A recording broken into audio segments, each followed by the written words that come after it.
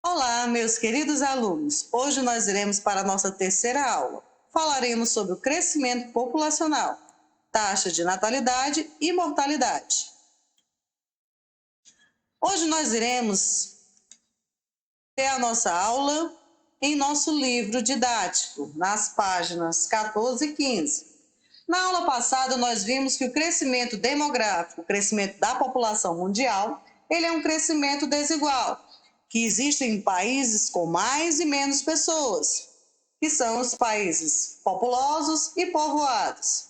Vimos também que a população mundial já chegou ao número de 7 bilhões e meio de habitantes, e que esse número crescente, ele se deu de forma desigual por motivos diversos, principalmente pelos fatores naturais, como as condições de clima, de relevo, e os fatores históricos, como as guerras, as doenças, as aglomerações urbanas. E hoje nós vamos ver cada um desses fatores. Por que a população mundial ela está em crescimento? Acompanhe comigo. O avanço da medicina e as melhorias na produção e na distribuição de alimentos proporcionaram notável crescimento populacional. Nos últimos 150 anos, essa população mundial cresceu 5 vezes. Como você vê aqui, de 1500 até 2010, você vê que a linha do gráfico ela dá um crescimento bastante acentuado. Então, a população mundial ela cresceu 5 vezes. Em 1940, havia aproximadamente 2 bilhões de pessoas no mundo, e já no início do século 21, como vimos, essa população superou os 7 bilhões de habitantes. No gráfico, você vê esse crescimento acelerado ocorreu de modo diferente no mundo. Em 1950 e 2010, a população europeia teve um crescimento anual de 5%.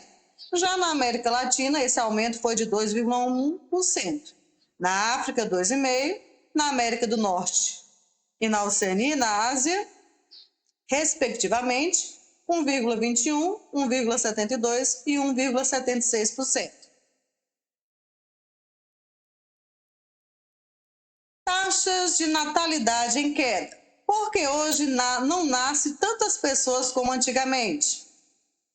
No passado, nos anos 1970, era comum nós termos famílias com 10 filhos, 15 filhos. Já hoje não.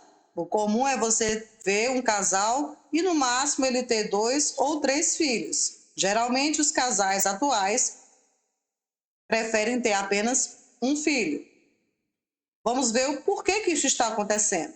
As taxas de natalidade estão em queda no mundo.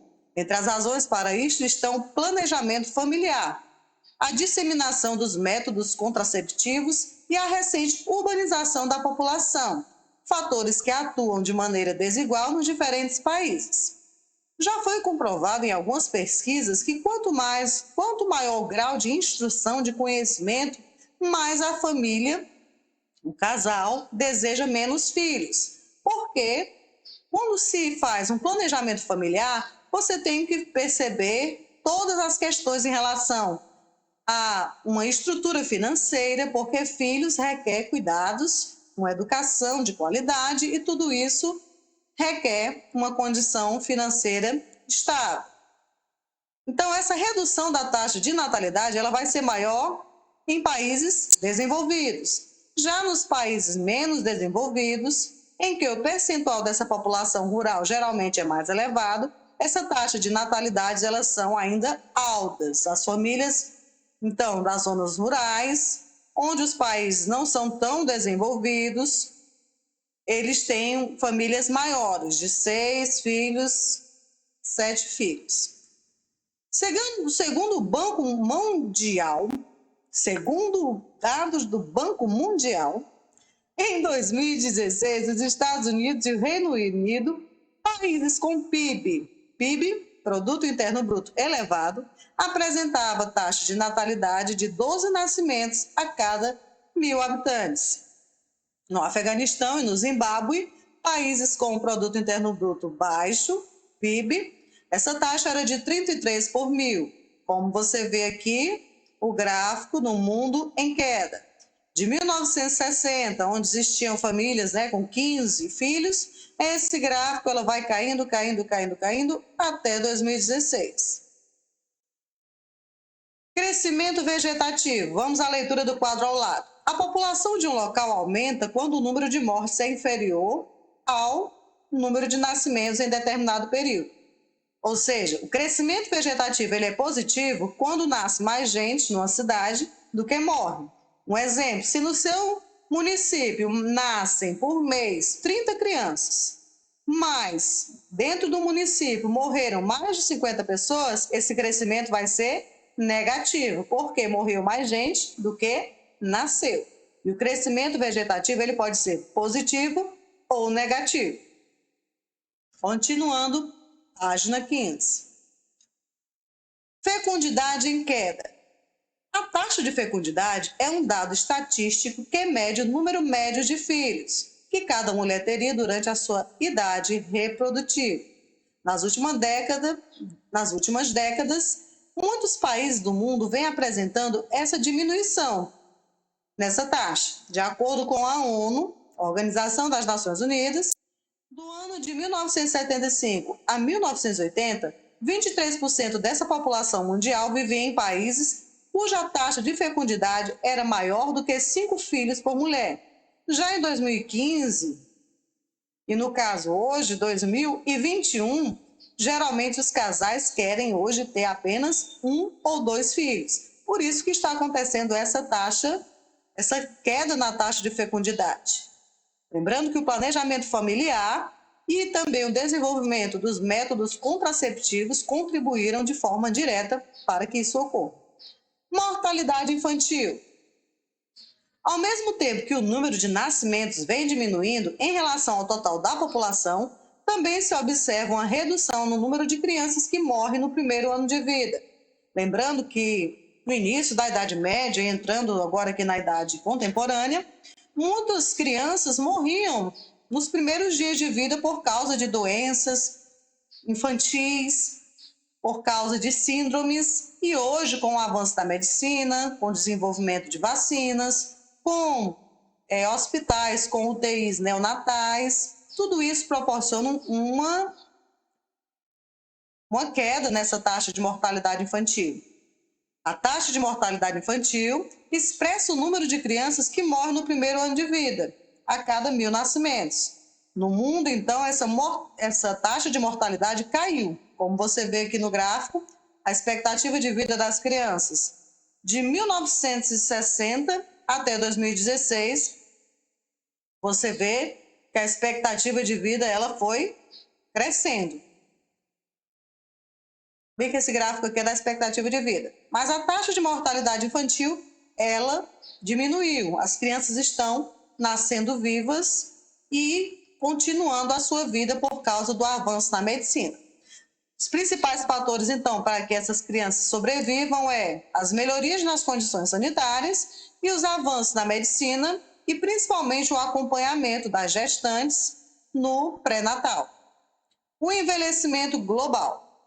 A crescente urbanização e o desenvolvimento da medicina ajudou a reduzir os índices de mortalidade e o aprimoramento da infraestrutura de saneamento promoveram um aumento da qualidade de vida das pessoas. Assim, elas passaram a viver cada vez mais. E atualmente a população mundial passa por um processo de envelhecimento. Mas a questão é envelhecer bem. Hoje, se você perceber na nossa cidade, muitas pessoas estão praticando atividades físicas, como caminhar, muitos vão às academias para assim desenvolver o seu corpo, a sua energia e viver melhor. Esse crescimento também na expectativa de vida, ele indica a média de anos que a população de um país ou de uma região vai viver. Se você se alimentar bem, se você praticar atividades físicas, estudos médicos já comprovam que você vai viver mais e melhor. Então, quanto mais você se cuida, mais você vai sobreviver. Em 1960, a expectativa, ou seja, o que a pessoa tinha de certeza que iria viver, era em torno de 52 anos. Já em 2016, esse número subiu para 72 anos. E provavelmente Hoje, essa expectativa ela veio também a aumentar. Como você vê aqui, a expectativa de vida mudou de 1960 até 2016, 50 anos, 52 anos até 72 anos. Os direitos dos idosos, quadro azul. Em 2003, foi implementado no Brasil o Estatuto do Idoso, uma lei que visa garantir os direitos sociais da população a partir de 60 anos de idade. Entre as principais garantias estão o direito à gratuidade, ou seja, não precisar pagar, o idoso acima de 60 anos, ele não precisa pagar para usar os meios de transporte público, coletivo. Infelizmente, nós vimos em São Paulo que esse direito foi retirado. Mas só em São Paulo, nos demais estados e cidades do Brasil ainda tem, graças a Deus. E também os direitos à preferência nos serviços judiciais, de saúde e outros também são garantidos aos idosos. Todos nós, um dia vamos chegar à idade adulta e vamos envelhecer. E com certeza ter os nossos direitos garantidos, isso é fundamental para que nós possamos ter uma expectativa de vida maior. Neste momento eu finalizo mais um Estudando em Casa e até a nossa próxima aula de Geografia.